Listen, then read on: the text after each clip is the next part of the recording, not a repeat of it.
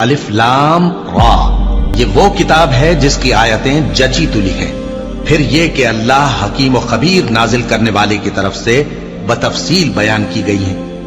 اس کا پیغام یہ ہے کہ اللہ کے سوا کسی کی عبادت نہ کرو، اور میں اس کی طرف سے تم کو ڈر سنانے والا اور خوشخبری دینے والا ہوں، اور یہ کہ اپنے پروردگار سے بخشش مانگو اور اس کے آگے توبہ کرو، وہ تم کو ایک وقت مقرر تک متاع نیک سے بہرہ مند کرے گا اور ہر لائق فضیلت کو اس کی فضیلت دے گا، اور اگر روگردانی کرو گے تو مجھے تمہارے بارے میں قیامت کے بڑے دن کے عذاب کا ڈر ہے۔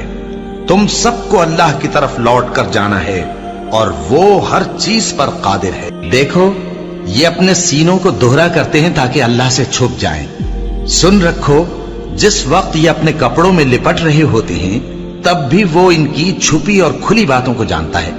وہ تو دلوں کی باتوں تک سے آگاہ ہے، اور زمین پر کوئی چلنے پھرنے والا نہیں مگر اس کا رزق اللہ کے ذمے ہے۔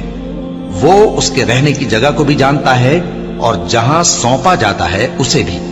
یہ سب کچھ کتاب روشن میں لکھا ہوا ہے، اور وہی تو ہے جس نے آسمانوں اور زمین کو 6 دن میں بنایا، اور اس وقت اس کا عرش پانی پر تھا۔